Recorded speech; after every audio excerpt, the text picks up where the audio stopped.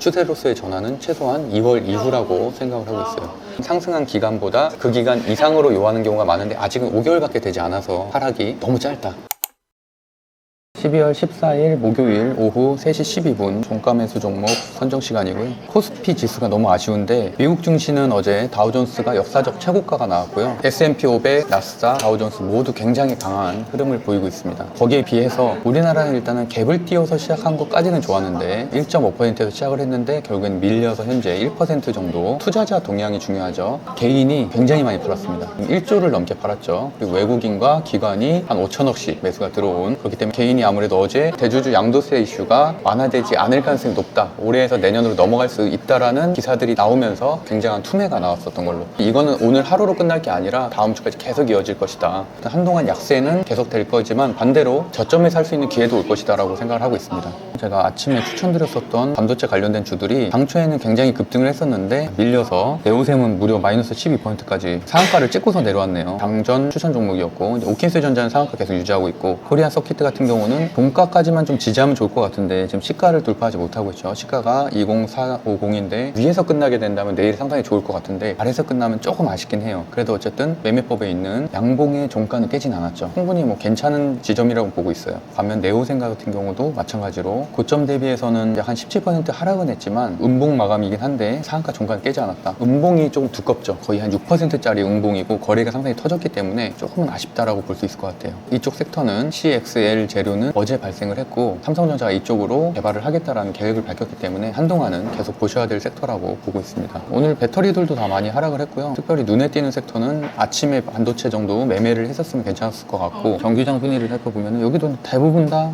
뭐 오킨스 전자가 들어간 반도체주 제외하고는 대부분 다 테마주입니다. 테마주. 베셀도 마찬가지고 개별재료 또는 테마주들. HD 현대에너지솔루션 굉장히 오랜만에 올라온 태양광 관련된 주고, HLB 같은 종목들도 상당히 오랜만에 급등을 했었던, 그 대신에 엄청나게 많은 하락을 하고 반등을 했던 그런 종목이라고 볼 수 있겠고요. 상한가는 그래도 뭐 9종목 정도면 충분한데 32가 10% 정도면 조금 낮긴 한 것 같아요. 특별하게 눈에 띄는 종목은 없고, HPSP가 오랜만에 반등을 해서 10% 정도, 배터리인 LNF가 10% 정도 상승했다 정도. 여기도 아직 이 고점에도 오지도 못했죠. 본매도 금지 이슈의 종가를 아직 돌파를 못했거든요. 이거를 돌파하게 되면은 위로는 조금 더 갈 수 있을 거라고 보지만 여전히 어쨌든 배터리는 굉장히 매물대 부담이 크다 정도 보시면 될 것 같아요.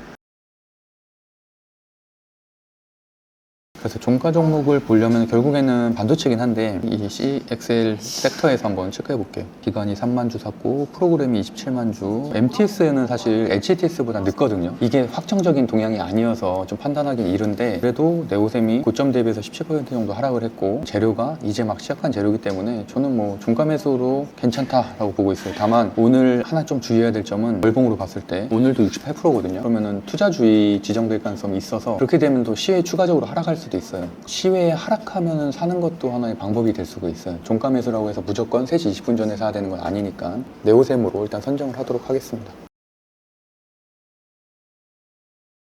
일단 이쪽 섹터가 이제 PCB들도 많이 포함이 돼 있고, 원래는 HBM이나 온디바이스 AI 엄청 급등했었던 구간이잖아요. 6월부터 11월까지가 전공정, 후공정 가릴 것 없이 대부분은 한 이 정도 차트를 그리고 있는 게 반도체인데, 네오셈은 완전히 반대 차트를 그리고 있죠. 오히려 얘네들이 하락하니까 순환매 차원에서 좀 급등을 했었다라고 볼 수 있을 것 같고, 코리안 서킷도 마찬가지죠. 반도체 관련된 주들이 이런 식으로 급등하고서 이렇게 꺾이고 있을 때 오히려 하락하던 종목들이 순환매 차원에서 상승을 했다.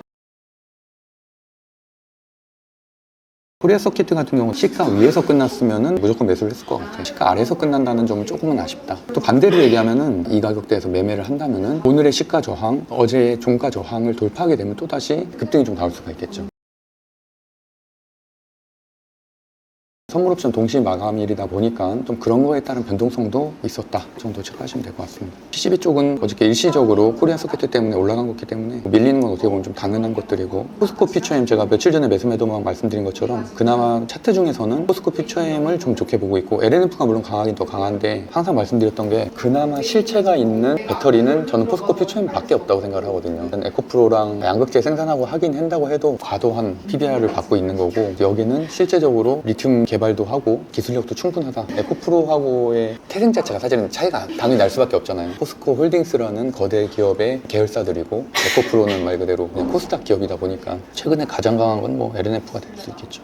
우리도 마찬가지로 첫째 날에 종가를 돌파하게 되면 에코프로 BM도 돌파 못했고요, LNF도 아직은 돌파 못했고, 포스코 퓨처엠은 오늘 딱 그 지점이네요. 이 세 개를 돌파하게 되면은 당연히 단기적으로는 상승은 나올 수 있을 거라고 봐요. 남은 12월이라든지 뭐 1월 초라든지 반등은 할 수 있겠지만 그게 추세로서의 전환은 아니라고 저는 생각을 하거든요. 추세로서의 전환은 최소한 2월 이후라고 생각을 하고 있어요. 상승한 기간보다 그 기간 이상으로 요하는 경우가 많은데 아직은 5개월밖에 되지 않아서 하락이 너무 짧다. 이 추세를 갑자기 재반등시키기에는 엄청난 거래대금을 다 결국엔 소화를 해내야 되는데, 여기서부터 시작한, 여기에서 절대 소화할 수 없다는 얘기죠. 뭐 몇십 조가 될 건데 이거를 이 구간에서 소화를 전혀 못하고 있는 상황이니까, 거래대금이 확 줄었으니까. 그래서 시간이 좀 많이 필요하다라고 저는 해석을 하고 있어요. 의료 AI의 루닛이라든지 이런 것들이 시세가 계속 좋았었으면 저도 추천을 했을 텐데, 제가 언급은 했지만 따로 추천은 안 했거든요. 여기서 시세가 꺾였잖아요. 10월 정도까지 만약 좋았었으면, 최소한 이 정도 추세라도 유지가 됐었으면 의료 AI가 여전히 강하니까 전 좋게 봤을 텐데, 상장일이 9월 18일이잖아요. 얘네가 추세가 꺾일 때쯤 상장이 됐어요. 오히려 지금 상장하게 되면은 얘도 굉장히 급등할 가능성이 높죠. 어떤 종목이든 상장을 하게 된다면은 그냥 그 정도로 마무리하면 될 것 같습니다.